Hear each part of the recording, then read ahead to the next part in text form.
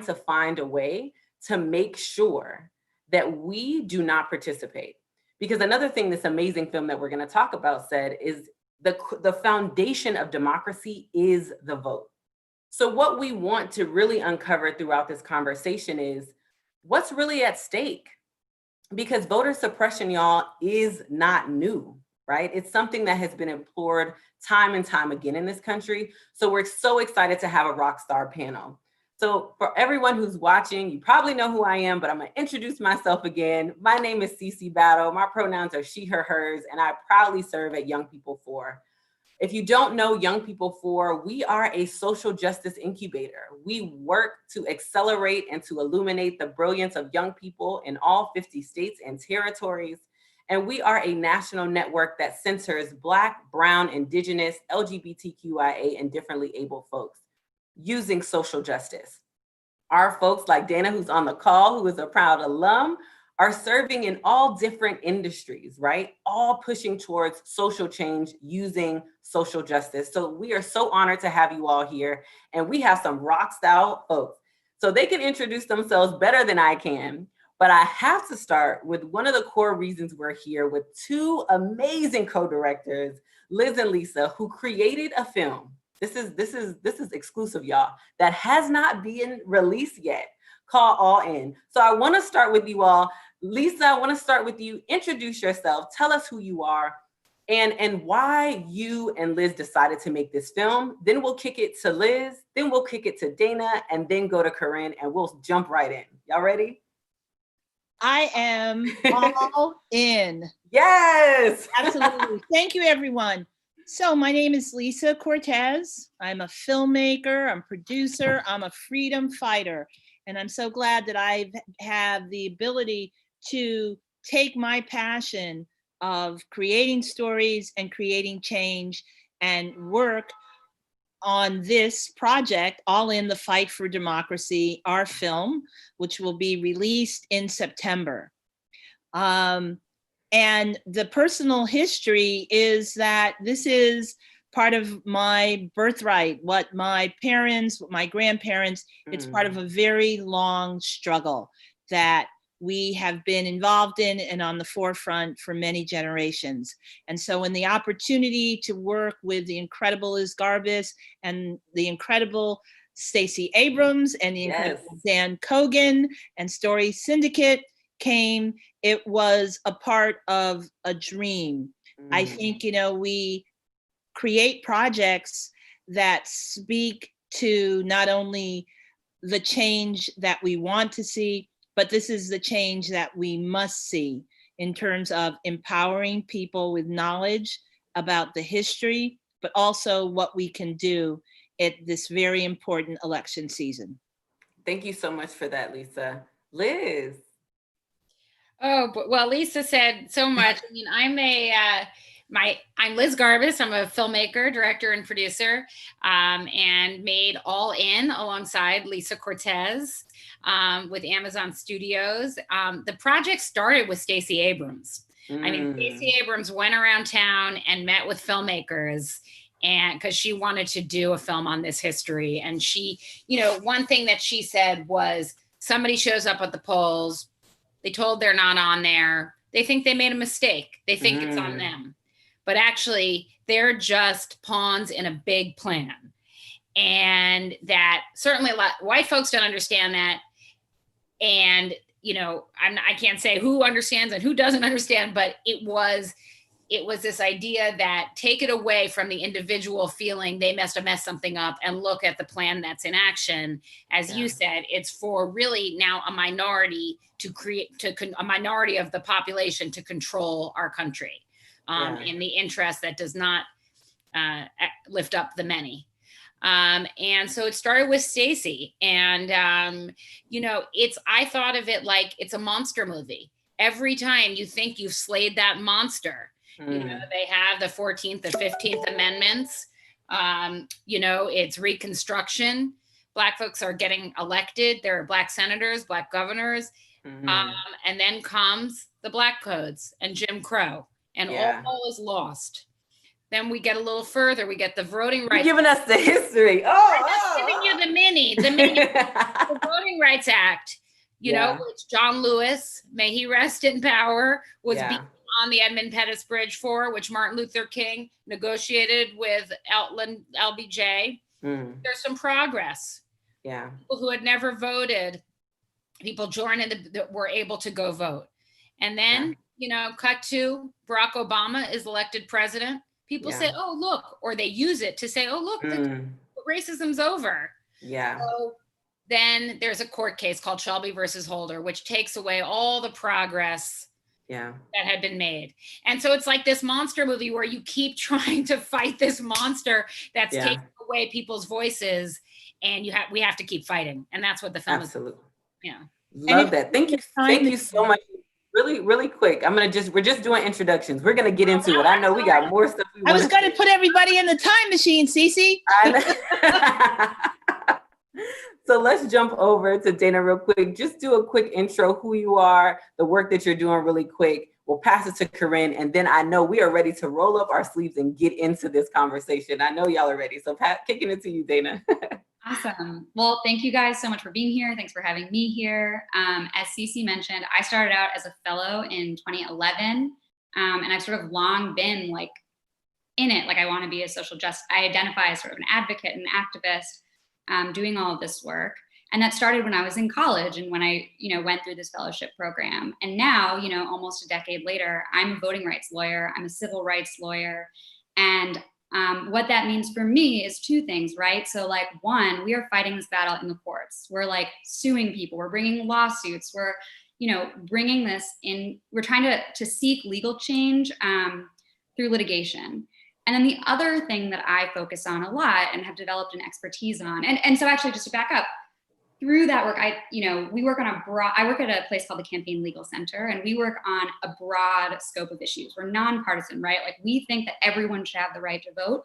And that means that we are, you know, I know that Amendment 4 is going to come up here where we're talking about felony disenfranchisement in Florida. I know we're going to talk about Georgia. I know we're going to talk about vote by mail and safe voting during COVID. And we are bringing lawsuits on all of those things. We're bringing lawsuits on redistricting issues. And so I have a personal expertise and focus that I do in my work, which is thinking about ballot access for people who are eligible and incarcerated in jail.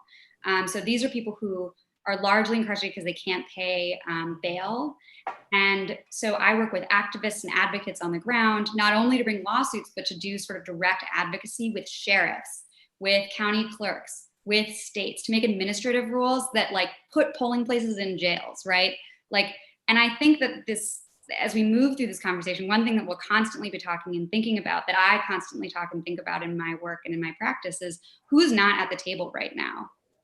Who is voting hard for, and why is it hard for them? And so I think that that's, you know, what I do in my work at Campaign Legal Center, and even before I started as a lawyer. And so that's just something I hope we continue to talk about. And I was delighted to watch this movie. I think it brings an amazing sort of context and historical perspective, which is crucial here. So. Yes, thank you so much, Dana. Snaps to you, a part of the YP4 fam. Yes. All right, kicking it to my girl, Corryn. Yes. So who are you? What do you do? Frame it a little bit so we can dive in. Of course, Cece. Thank you so much for having me and inviting me to participate in this panel today. So my name is Corryn Freeman. My pronouns are she, her, hers.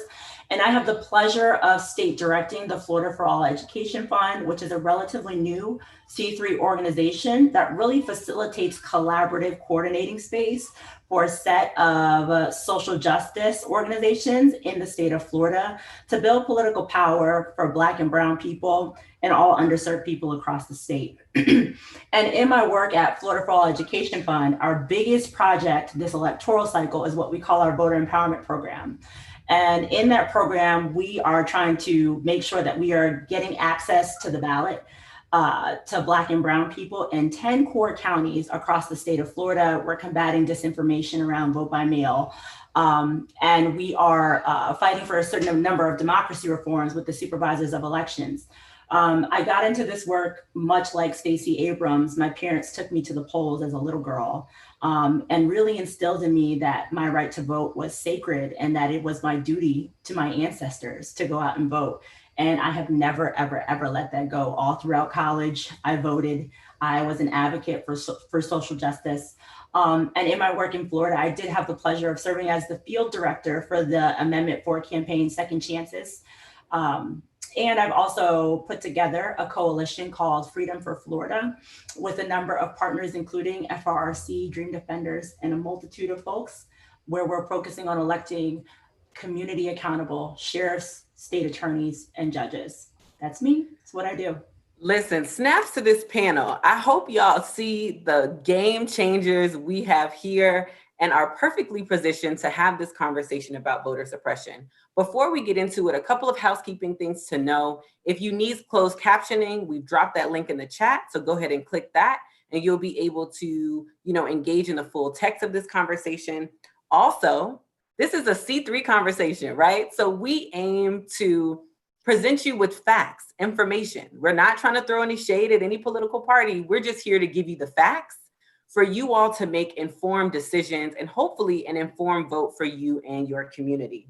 So are y'all ready to get into it, panelists? Are we ready to get, yes, okay, snaps all around. So the first thing that I wanna do is the name of this panel is called The Fight for Democracy, not to protect democracy, right? For it. And I thought that was very intentional because as you all do a great job, Lisa and Liz, in your film, is talking about how democracy in this country was never actualized for a big group of people. There's this scene in the film that really, spoke to my heart. It was an older Black man and he said, "I've lived here all my life and I've never seen democracy." And I want to first offer, I'll start with you, Liz. Can you name and give us a definition for voter suppression? What is it? And then I know in the beginning you were giving us some historical context. Can you talk a little bit about that and why specifically we are fighting for democracy and not necessarily to protect democracy? Let's start there. Ooh, that's big. Okay. Well, voter suppression. I mean, I wish I could channel my Stacey Abrams, but it has different elements. What are the elements of voter suppression? Yeah. Access to the polls. Yeah. Access, I'm not going to do it as well as Stacey Abrams, so forget about it. I can talk to you about the tactics of voter suppression, especially those that are used in modern times. So I'm not talking about the billy clubs and the hoses and the arrests. I'm talking about modern voter suppression. Okay. Modern voter suppression is voter ID. Voter ID seems fair enough. But when you actually get into it, voter ID is a form of voter suppression. In Texas, you can use a gun license to go vote, but you can't use your student ID. So there are narrow sets of IDs that favor certain parts of the population over others. There's a woman in our film who talks about, she was born in the Jim Crow South. She wasn't born in a hospital. She didn't have the right birth certificate to get the proper ID to vote. So the hoops that are put in front of people to access the ballot are absurd. Native Americans, there are laws in North Dakota, for instance, indigenous folks, where they have to have street addresses to go vote. Well, they don't have them there. And in fact, 2/3 of the population doesn't even have the proper documents to apply for that street address. So this is voter suppression. In Georgia, they think of all kinds of interesting things like exact match, where if you sign a piece of paper when you registered, you show up at the polls, your signature has to look the same. As Stacey says, her signature doesn't look the same when she signs at Kroger's and ends up at CVS hours later. It's a different Stacey Abrams. And especially people for whom English is a second language, or for our Asian American population who might have had English letters as a second type of script, that's going to make it much harder for them to vote. So these are all the and then, then there's all the layers around gerrymandering, redistricting, voter suppression. If you're convicted of a felony in many states, you are no longer eligible to vote. United States is the only Western democracy which takes away the franchise from those who have served their time, and many who are still in jail. So here are all the things that, you know, will prohibit people from going to the polls. Voter purges. I mean, I could go on and on, but I'm going to let Lisa talk, or someone else. Yeah, I appreciate that framing, particularly your last point around the US is the only westernized democracy that certain folks can't participate. I appreciate you answering the first part of my question. I'm going to jump to you, Corryn, to answer the second part, specifically because you talked about, as Stacey Abrams did in the film All In, another plug, that her, you know, thinking about participating came from her parents, right? And you said it in your introduction, like, you know, I was taught to participate because of my ancestors. Can you speak to why, you know, the title of this panel really speaks to a lot of folks who are experiencing this country right now, that it's not a fight to protect democracy, but it's actually a fight for democracy. Can you speak on that a little bit, and especially tie in a lot of the work that you're doing in Florida? Absolutely. I know we call it the fight for democracy because for Black folks, we've never really seen authentic and true democracy. We may have gotten a glimpse of it during the Reconstruction period, directly after slavery, where we were actually considered people and citizens for a very brief moment in time. But ever since then, we have not experienced actual free democracy. And that has played out from redlining, trying to buy homes, not being able to buy homes, income inequality, to access to the ballot, to the new Jim Crow, which happened after the Voting Rights Act was passed, mass incarceration, which leads to my work in Florida. The new Jim Crow was the idea that, okay, now that Black folks have the right to vote, we are going to incarcerate them in higher numbers, higher rates, and make it so they cannot vote, deny their ability to vote because they now have felonies. And so in Florida, I worked on the Second Chances campaign, which is the campaign to pass in Florida, what we called Amendment 4, and it passed by 61 or 62%. It was a ballot initiative of the vote in Florida, and that restored voting rights eligibility to returning citizens who are people who have recently, people who have committed felonies in the past. And we say that we are fighting for because there are so many people who have served their time who don't have access to the ballot, who are still disenfranchised by this country, who pay their taxes, who work hard every single day, and still don't have a say in their future. That's why we say that we're fighting for democracy. Thank you so much for that, Corryn. I think there's really a lot. People. Yeah. So I was just about to jump to you, Lisa. I see that you have reactions to this. So can you talk a little bit about the film, and particularly how you all, you know, covered just historical ways that voter suppression, you know, shows up, but also really helping us crystallize and see how these tactics show up in our day-to-day lives? Well, I think it's, you know, that's want to take people on that time capsule that I was alluding to earlier. Yes. It looks to the central contradiction of America. America is founded on the fundamentals of enlightenment and democracy, while at the same time enslaving people. And as you know, Liz and Corryn have referenced, there is this ability to give the enfranchisement to people and then disenfranchise them, and to enfranchise them, which means giving people the right to vote, but then denying the access. And from the beginning of this country, only 6% of the population could vote. And that, for the majority, was wealthy white male landowners. There was a couple of women who had inherited some land, they could. There was a couple of free Negroes. And then actually, when they realized that these outliers had worked their way through, they got zapped. Yep. They get zapped, and it doesn't change until the 15th Amendment for men, and of course the 19th Amendment, which increases the franchise to women. So I think, you know, in our film, we look at the past and the collateral effect on the present. So it might have been in the past a poll tax, which means you had to be able to pay to have access to the vote. You had to take a literacy test to recite, who was representing you, and to spell things backwards. But it is a poll tax. It is an impediment now when the polling location that's close to you is closed. And you have to go 30 miles away, and you don't even know that it's closed until you arrive there. Come on. And so, the past is truly prologue to this moment that we are living in now. So the names of the tactics might have changed, but the impediments and the intentionality of the impediments has not changed.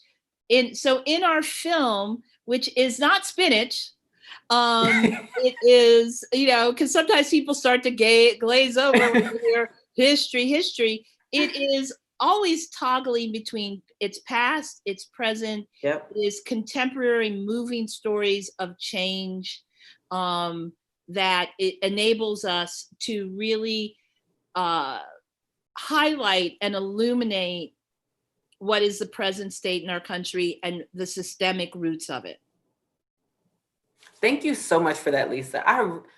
What really resonated with me with what you said is grappling with the foundation of this country. So a lot of the work that we do organizing young people, we talk about there's a difference between disenchanted voters and disenfranchised voters. And a lot of young people, particularly the young folks who are Black and brown and indigenous and who are, immigrants, et cetera, sit in the middle of the intersection of those experiences. And the disenchanted speaks to what you said about, this democracy has never worked for us. And we've seen our parents and our grandparents really fight for this only to be oppressed and suppressed again. So I really appreciate you naming the history of this country and its complexities. Thinking about the present day tactics, Dana, this is all your jam. You sue people all the time. You sue them, you sue them, you sue them again. Can you tell us a little bit about some of the cases and the different tactics that you see showing up and how you in your work, you are fighting against them in the courts? And if you can you bring in this intersection of understanding the courts in relation to voter suppression? Because oftentimes we find that folks only think about, one side, but don't really think about how the courts hold so much of that power. Yeah, of course. And, I'm going to start a little bit by taking advantage of this time machine that we're in and talking a little bit more about the Voting Rights Act. Because until we can't talk about the present until we talk about the past. And I think take us there. Lisa and Corryn have given us such great examples of here's a million things that are going on that we could call vote suppression, right? And so I want to offer a little bit of a definition and a way of thinking about what it is to how we identify vote suppression. And part of this is because it's not really easy to define, right? Throughout history, people come up with more and creative ways to disenfranchise people. And that is something that we can't say it's a poll tax. We can't say it's an ID law. We can't say it's one particular way of counting a ballot. We have to say what vote suppression is something that makes it harder for historically marginalized people to participate. Come on now. Our democracy harder for people who are already disempowered. And that's what vote suppression is. And so the reason I bring up the Voting Rights Act, because A, I'm a nerd and I'm obsessed with the Voting Rights Act, and B, because the Voting Rights Act, this is like me being a little bit of a law professor right now, right? But the Voting Rights Act works in two main sections, right? There was Section 5 and Section 2. And so Section 5 was the section that was designed to make sure that our laws didn't get worse for people who were people of color and people who were language minorities. So the way that it worked is there were covered jurisdictions that had proven histories of race discrimination. It was clear that these jurisdictions repeatedly tried to enact laws to keep people of color from the polls. And so as a result of that, the government said, well, we're gonna just assume whenever you change your laws, you're probably doing it to disenfranchise someone. So we have to gut check you. We have to give you pre-clearance to make sure that your laws don't discriminate against people. And that was called the pre-clearance process. So that was one of the most efficient civil rights laws in years. It's a sort of widely regarded as this hugely successful mechanism that opened up democracy for people of color and for language minorities. as Liz mentioned, in 2013, the Supreme Court invalidated that section of the Voting Rights Act. Okay? Yeah, they did. And so as a result, there are two things that don't happen anymore. Thing number one, these jurisdictions that we know discriminated against people are subject to no oversight. The other thing is there's a lack of information out there. This was an information forcing mechanism. So jurisdictions had to report on themselves. They had to say, this is what we're doing, this is what we're doing, this is what we're doing. But so much discrimination happens in the shadows, right? It's these localities that like move a polling place from point A to point B, right? And right now, it's just a couple people, right? It's like, you know, like a few people who've got funding, volunteer groups, whatever, trying to like monitor this whole infrastructure that we know discriminates against people. And so the second section of the Voting Rights Act that I think is worth talking about is Section 2. And Section 2 gives us a private right of action. It means that like if you are in a place and you think, hey, like this thing that my government did, my state, my locality did, actually is gonna disproportionately impact people of color, you can go into court and you can sue about it. Right? That's hard though. That is enormously difficult. It requires a ton of work. It requires a ton of resources. It requires a ton of money. And so while that is like amazing, it's an amazing mechanism that's still around, it's tough, right? And you know, and so now we're living in this world where we only have Section 2. And just to put it in perspective, you know, until 2013, thousands, like 90,000 or something election plans went through the pre-clearance process and many were rejected. And so since then, 7 years since then, you know, it's just been sort of open season. And so when we're talking about what we're thinking about with modern vote suppression and modern, you know, challenges to election law, we're trying to fill in those gaps. We're trying to say, okay, like, how has this change in election law made it harder for Group A or Group B for people with disabilities to vote, for people of color to vote? How is a language minority being excluded here? Okay, we generally think vote by mail is accessible, but what about people who live on reservations who don't have addresses, as Liz talked about? And so when we're talking about these modern fights, that's what we're talking about. And the courts play in, because if we're taking this to court, we need people who believe in the right to vote, which not all judges do. That is the perfect segue. So one of the things that we should note is who has the power to, you know, appoint judges. And if we're talking about the federal level, one of the things we talk a lot about young people for is people only think about the Supreme Court, but there's also 870 federal judges that the president also has the power to appoint. And then the Senate has the power to, you know, confirm. So thank you so much for that overview. And we love all your nerdiness, Dana. We need it all here. We need it all. It's what I'm here for. I'm the resident. Listen, we love it. So let's make it real for a second. You know, we talked a lot about history, right? And we talked about modern day voter suppression tactics in theory. I want to make it real. And I'll start with my own personal story. I'm also from Florida. And then I want to kick it to Corryn, because Florida and Georgia and Texas, we're the wild, wild west. We're off the chain, okay? When it comes to suppression, okay? We know what it is. So in 2018, in my personal capacity, of course, there was a very important race that was happening in 2018 for governor. And we went down with friends to drive people to the polls. Went back to Tallahassee. I'm from Miami, but I went to Tallahassee. And we knew, because we did the research and said, we're going to, shuttle folks to their polls. We get to the poll, it's closed. There's a note on the door that says your polling place has been changed 20 minutes the other way. We get to that polling place, that one is closed. They tell us that it's been moved to another place. By the time we get to the other place, what happened? The polls were closed. That is a real example of 2 years ago. Corryn, I want to kick it to you, because a lot of your work is on the ground, right? You're working with people, you're seeing this stuff happening, whether it be with Amendment 4 and folks are like, okay, we're ready to vote. And then folks, impose essentially a poll tax, or some of the things that have happened on the ground. Tell us some real experiences, one, so that we can understand that this is not a theory, it is real, but also so we can recognize in our own experiences, like Stacey Abrams did, of her own experience with voter suppression. Yeah, and so first and foremost, I just want to make clear to everybody that this is not to scare anybody, but to let you guys know that these are real things that we are fighting against, and we are actively working fighting for against every single day. And so stories like yours, Cece, are not uncommon, particularly in Black and Brown communities. For some reason, our polling locations are never quite reliable. They're not normally in the same places every 2 years. Every time an election comes around, they just go around and change a lot. My own personal experience is my vote by mail ballot that I cast was not marked as received by Broward County. Thankfully, you have the ability to check your status online. If you're a Florida voter, I got you. I'll help you out. And I was able to see that my ballot was never marked as received and counted. So I went in on election day. That's my own personal experience.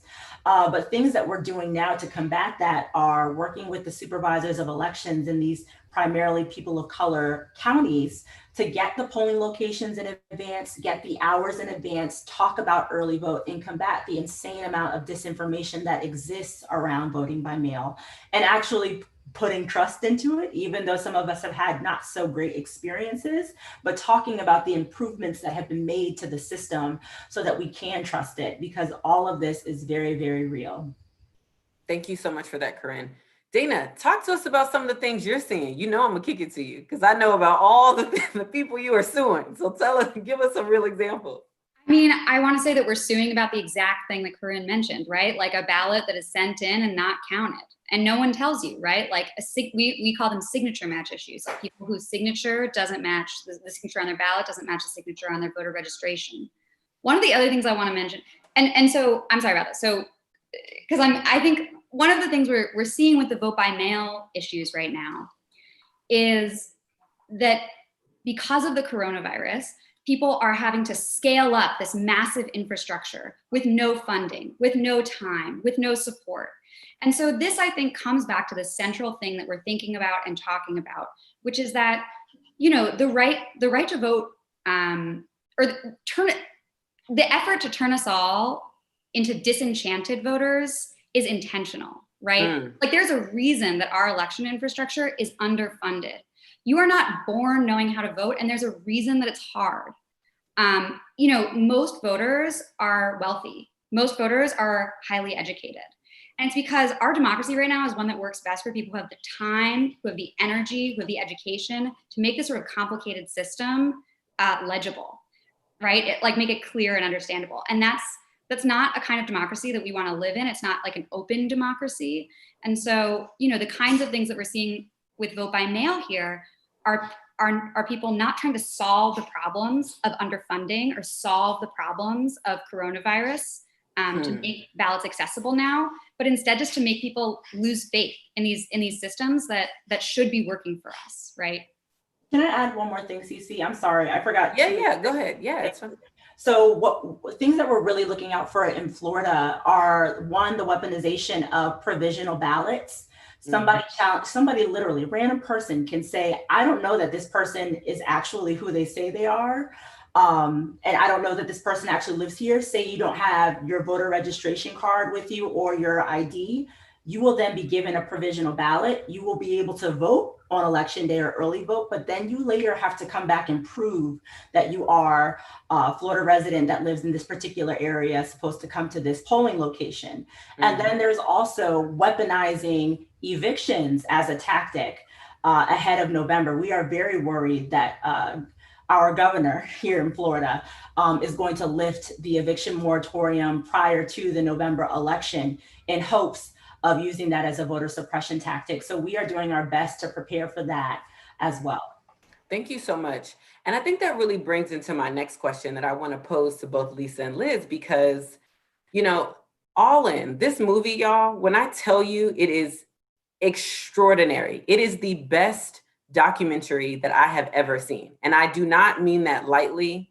And the reason why it was so impactful for me, not only is Stacey Abrams brilliant, not only is Desmond Meade brilliant, not only are the local organizers brilliant, but it really helps to present a cautionary tale of what we need to look out for this year. And the question that I want to pose for you all, and just so you know, we've dropped the website for All In, the Fight for Democracy, so that you all can, you know, set your alarm clocks when it premieres in September, because we are ready. My question to you all The timeliness of this movie is unprecedented. I mean, it is genius timing. Thinking about coronavirus, right? Thinking about the racial uprisings that are happening, thinking about the fight on the Postal Service, thinking about, how folks are really, really intentionally weaponizing, using all of the tools in their toolbox to make sure that everybody cannot participate. Can you talk to us about why you decided to make this film? Why the film and why now? I need to hear it. This question is more for me. Why? Tell us why. And I can start with you, Lisa, and then kick it back to Liz. Well, when we talk about the weaponization, it's a part of the playbook. It's a part of the trick bag. Mm. And as a storyteller, this is a part of my trick bag. And to use this actual contemporary history. I mean, like the film, we kept saying we can't finish it. There's so much happening. And ultimately, we got to a point where we're like, we have to stop so it can come out. Mm. But it is a testament to using the gifts that we have to illuminate people. And as Corryn said, not to discourage, but to give to a history, but also it is a history that does highlight progress. For every, 7 steps backwards, we're still slowly moving forward. Mm-hmm. And we're also giving and offering tools for what people can do to protect their vote and also to be engaged in the process. Thank you so much for that. Liz, I see you percolating. Yes. No, I mean, Lisa really said it all. And I do want to, we do also talk, I mean, part of, why now? You guys talked about apathy. I think that, one of the gentlemen who's, one of the last shots we were able to include in the film from the 2018 Georgia primary, which I'm sorry, the 2020 Georgia primary, which is, if you remember, was a disaster, right? There were 8-hour-long lines. Their machines were broken. Folks were being turned away left and right. The idea that voting should be so hard, right? And we know the powers that be that are behind it. But even if you just look at it simply, like, this is the foundation of what gives our representatives power. Listen, look at this mess. Listen. So it's so basic, and you talk about why now, and I think that there's some, one of our, what do you do when there's an 8-hour line? Well, I'm sorry, you do stay online. When they tell you you've run out of ballots, you request a provisional ballot. How do you make sure about your provisional ballot that it's going to be counted? Like Corryn had the issue with her mail-in ballot, with absentee ballot. All of these things that are on you. Yes, they're on us right now. And if we don't do all this extra work that they're making us do, they're going to get away with it forever. So just like those folks walked on that Adamus Pettis Bridge and they took a lot of blows, frankly, just showing up to vote is standing on their shoulders and waiting on those lines and figuring out how to get your vote counted. It shouldn't be so hard. But we do give you the information that you need to be able to protect your vote. So why now? We want you to feel that outrage. Somebody's trying to take something from you that is yours. Go get it. Don't let them take it. Listen, if y'all don't feel that charge, I don't know. But I will say, this is a quick plug, but it's an honest plug. If you can, when this movie comes out, and we're going to talk at the end about where it's going to come out and what dates and all of that, you have to show it. I challenge you to use it as an organizing tactic because it fired me up and I'm already in this work. So we're going to move to some question and answers because we got some folks in the chat and the Q&As that are like, I have questions for these rock star people. So the first question from Bay, I think their name is, what can we do to specifically fight against Florida's post-incarceration felon fines? So Corryn, can you talk about that a little bit, about what is the organizing and activism, but also what can folks who, maybe who are not in Florida, what can they do? So yeah, I think the best place to get connected is the Florida Rights Restoration Coalition, and I'm happy to like drop their website in the chat. Also, the ACLU is working on the fight in terms of the lawsuit and legal. I'm sure that there are other things like petitions going around, but being clued into FRRC is a really great way for you to get more information. And I would also offer to Dana to see if she has anything. Yeah, before Dana jumps in, real thing I also challenge you to look up are folks who have, who are labeled as quote unquote felons, are they able to vote in the state that you're in? Because I think that's oftentimes we look at other states and what they're doing, but I challenge you all to do some research in the states or territories that you're in. Kicking it to you, Dana, our queen of suing people, let us know. Yeah, well, I would say, number one is like also if you have like a few extra dollars, like put it towards paying off somebody's criminal fines and fees, like take that off their shoulders, right? Like the other thing I think that you should do, which CC, I completely agree, like look in your own backyard. What are the felony disenfranchisement laws in your state? We have this tool on our website called restoreyourvote.org. And it helps people who have had contact with the criminal justice system figure out if it's impaired their voter eligibility or made them ineligible in some way. And if it has, helps connect them with rights restoration processes. Like when you do voter registration, nonpartisan with a candidate, doesn't matter. Make sure that you have tools that make it accessible to justice-involved voters, right? And that also means like thinking about doing voter registration in jails, as you know. Yes. But yeah, so that, think about what it is to like empower justice-involved voters, whether it's, financially through organizing accessibility, et cetera. Thank you for that, Dana. Lisa or Liz, do you all have any comments to that question? What can folks do around Florida, or any thoughts? Well, I think the FRC, the Florida Rights Restoration Coalition, is really, I think, leading an important part of the conversation when we look at the amount of people, 1.2 million, who can, as returning citizens, should have the ability to have their rights restored. And if it's about the impediment of paying fines, that is the work of the FRRC. Thank you so much for that. Liz, anything you want to add to that question? I think everybody said it all. Just snaps all around. Love that. All right, so I'm going to pose this next question to you, Liz, because you gave us a good snap for that last one. When we think about voter suppression in our own communities, the question from Andrea asked, what elected officials do we need to put pressure on?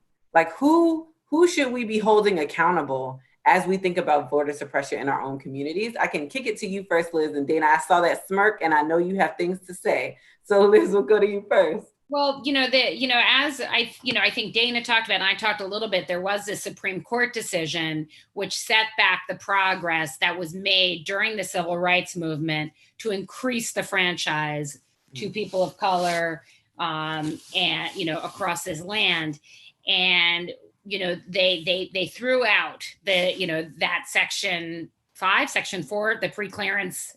I can't remember what section it was, section 5. And they said, well, in Massachusetts, the kind of reasoning of the court was like, well, is Massachusetts so much worse than Alabama? Mm-hmm. They're disenfranchising people in Massachusetts too, or up in New York. So, why should Alabama have this burden to go through this federal process so the law had to be rewritten, right? There was a way to rewrite this law in order to satisfy these justices. That law has been sitting on Mitch McConnell's desk for I don't know how many days, right? But, this is why elections matter, right? This Republican Senate, is not moved to reauthorize the Voting Rights Act in a way that the courts would deem legal. So, these are the people who matter. In your own state, the secretaries of state, those are the elections officials who are really in charge of how it goes, which precincts, where your polling state spots. They're writing these ID laws. So these elections matter. Your local elections matter too.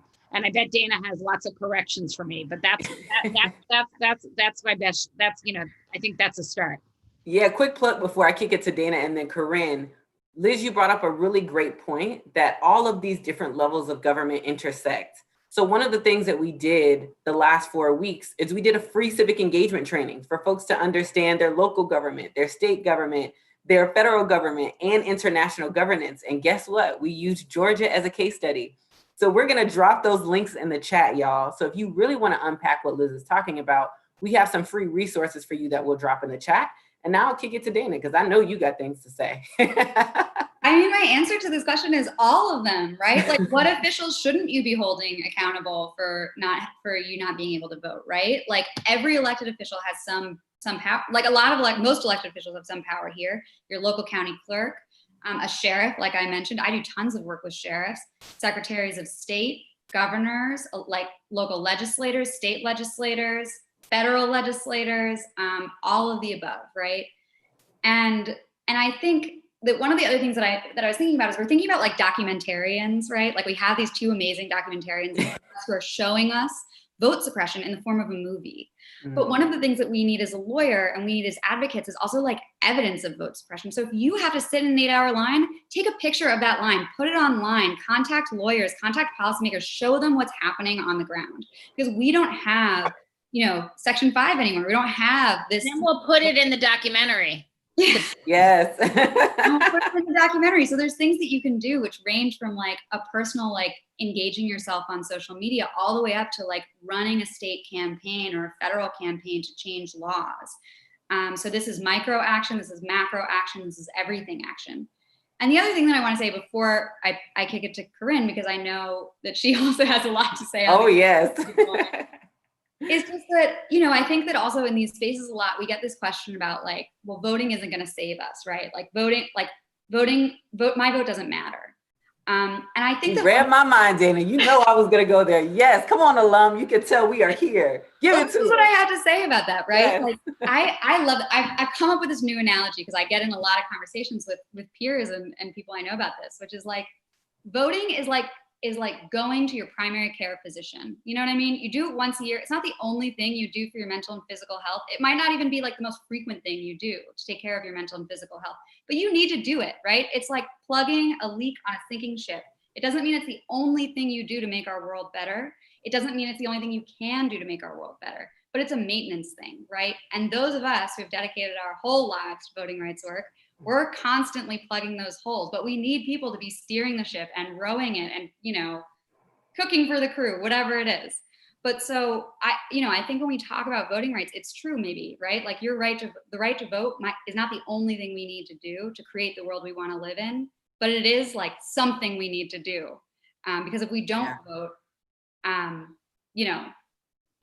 things will be lost. Meaningful things will be lost. Our communities will be harmed. Yeah, absolutely. And to expand on that, one of the analogies that we use at Young People for it is we say voting is like paying your light bill, right? If you don't pay it, it's going to turn off. So even in an inaction, there's a reaction, right? And we have to consider that voting is about having access to power, but also voting is about harm reduction. Because a lot of our communities, if we're not participating, they're put in harm's way. So I'm going to kick it to Corryn, and I see your hand, Liz. And just to go back to the topic of who you can contact, particularly in the state of Florida, and I'm sure many other states, in each county, there is a supervisor of elections who you elect every 2 years, 4 years. I'm not sure what the time frame is. And they never hear from you, right? Huh? Like they never hear from people, right? Exactly. They never hear from people. It is very easy for you as an individual to get a meeting with your supervisor of elections, and they will have to lay out for you where all the polling locations are, answer any questions that you have. And like, I can guarantee you, if you run a campaign for like the 2 blocks around you against that person, you will be able to vote that person out, because those people do not pay attention to who their supervisor of elections are. And that person has pretty much all the power about where the resources go in your particular county, and how voting is exercised in your county, right? And so that is the person that you should talk to. But I love the analogy about voting, like going to the doctor. As a Black woman, that hits particularly home because Black people don't like to go to the doctor very often. For historical reasons. Right, and Black people also don't go to the polls and vote. And Stacey Abrams in the documentary said, what'd she say? I am the product of the Voting Rights Act, and that act was bought and paid for on the Edmund Pettus Bridge. And just for my Black folks that are out there, with the recent passing of John Lewis, how can we say that we honor a civil rights hero and legend if we don't go out and honor what it is that he fought and got cracked over the head for by going out to vote? So Black folk, this is my plea to y'all. Go vote. Thank you so much for that, Corryn. Liz, anything you want to jump into that conversation about who should we be holding accountable? Yeah. This thing about, not being motivated to vote. It's like, think about all this energy that's being put to keep you from voting, right? Does that make you mad? Well, voter turnout is the best remedy against voter suppression. I think Stacey said that. I think I'm just copying her. But that means, like, if this makes you angry, if you think the government's not working for you, the most, what you can do is you just get out there and voter turnout and get 5 friends to go with you. Voter turnout is the best antidote to voter suppression. Thank you so much for that. And I have to end with this question because it is such a great question, especially why we're here today. Let's see. Taylor said, what can we do to ensure more projects like All In get made? And I think this question comes from a place, Taylor, I hope I'm speaking to your spirit right now, is because these types of projects make these issues accessible, but also mainstream, right? Because oftentimes, to Dana's point, if we really hone in on who is really being suppressed, it's Black and Indigenous and Brown people, right? Marginalized folks, poor folks. So what can we do to make sure that we're using, as Lisa put, the things in our toolboxes, whether it's, films or, Dana talked about taking pictures, so social media. What can we do to ensure that more projects like this make it to the main stage? I see Lisa, I see a smirk. Lisa, Liz, who wants to go? Are you gonna, go ahead, Lisa. Well, I obviously in September when this film is released. Do we have a date? Can we say? Have we shared the date? Yes, we have. Yes, I'm like, I technically know. We're working on so many different things, but with our theatrical release, and then on the 9th, and then I believe it's the 18th on Amazon Prime. Have that watch party, tweet along, invite people in your community for this experience. Post a screening in your church, in your school. Yes. Please use us as a tool, and we really hope that, look, now people aren't gathering for screenings so much. That's not the moment that we're in. But, however we're gathering, if it's on Zooms, however you're attending, that we want you to use this film as a tool, and bring other people along with you. Same way you do when you go vote. I love that. So since we are running low on time, I cannot believe an hour went by that quick. I feel like I'm more inspired just sitting at y'all's feet and learning from you all. So any closing words? Give us 30 seconds. And my final question I want to ask you all is, what is your charge for people who are listening live, who are streaming, but also the folks who will watch this as a recording? What's your charge? And I'll start with you, Dana, then I'll kick it to you, Corryn, Lisa, and then Liz to close us out. What's your charge? 30 seconds. What should folks know? How should they feel? How should they show up, Dana? So this is what I just want to offer a different resource too, which is I've been hosting a series of webinars with the Sentencing Project on organizing in jails and with justice-involved voters. So check that out if you want. But one of the things we always close that out with was take a piece of paper and write down one thing you're going to do right now to push forward ballot access for people who are excluded right now, right? How are you personally going to commit to expanding access? It might be talking to somebody who's never voted before. It might be talking to somebody who's posting a lot socially, seeming really disenchanted with the right to vote. It might be calling your legislator and figuring out what's going on in my local jail. What are my local felony disenfranchisement laws? Does the campaign I work for do inclusive work of justice involved voters, whatever it is, but commit to one thing. Love that. Thank you. Corryn, what's your closing charge? My closing charge to every single person here is to vote and vote often in every single election. Your vote is your voice. Your vote is your power. You have the power to elect your state attorneys, sheriffs, judges. If you've heard of Larry Krasner in Philadelphia saying, federal troops, if you come here, we're going to actually put you in jail. You have the power to elect that as your state attorney, your sheriff, your judge, your supervisor of election. You have the ability to put community first by using your voice and using your vote. So vote, vote, vote, vote. Yes. Thank you for that, Corryn. Lisa, any closing charge? Your vote matters. If it didn't matter, as so many people have said today, then why are so many people trying to take it away? Do not be discouraged. Check your registration, and then call your family, your friends, and have them check their status also. And then go to the polls and stay there until your vote is registered. Thank you so much, Lisa. And Liz, close us out, friend. Oh goodness, Lisa took everything I was going to say, but yeah, check registration. Don't the film, Liz. Don't assume you're registered. You got to check it. Tell your parents, tell your grandparents, get your friends, stay engaged. There may not be perfect options, but I think the one thing that this hard time has been showing us is, like Corryn just mentioned, that like is who's in charge matters. It's a matter of life and death, so just stay in line, don't leave. It shouldn't be this hard. Maybe one day soon we'll get there. Thank you all so much. And I really hope that folks who are watching us live, who are streaming, and who will watch us later really feel the weight of what we're talking about. And again, this isn't to scare, this is to alarm, to make sure that we know the intentional strategy that folks are using.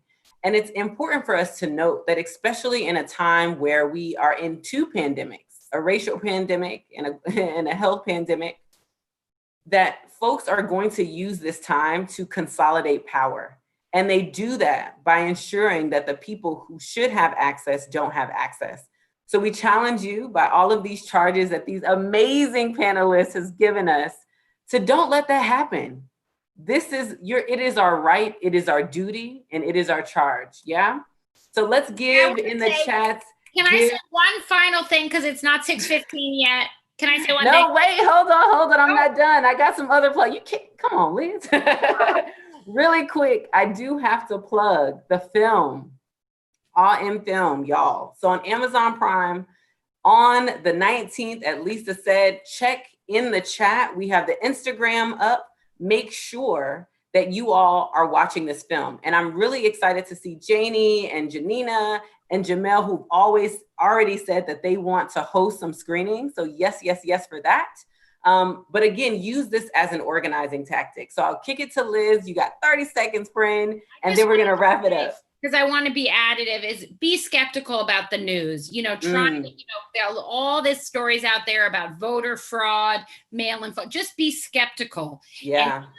And just try to check it. If you hear something doesn't sound quite right, all this stuff about voter fraud, all this stuff about mail-in, there's a lot of bad information out there. Check your sources, be skeptical. Thank you so much for that. And with that, as a friendly reminder, folks, we kick off our official Civic Engagement Summit tomorrow. So if you want to get more in the weeds of some of these conversations and equip yourself with more tools in your toolbox to be able to actualize not only the vote for yourself, but the vote for your community, please join us tomorrow. It's for the next 4 days, and it is free and open to the public. So thank you all so much for joining us. Thank you so much to our amazing panelists. Thank you for your grace, your brilliance. Thank you specifically to Liz and Lisa for your offering, and to the world for an amazing documentary. Thank you for giving us the tools. Thank you, Corryn, for your organizing, and Dana, thank you for your nerdiness and suing people. We appreciate you, and we will see you all tomorrow. Good night. September 18th. September 18th. All Thank right, you y'all. for a wonderful panel season. Thank you. Good night. Right.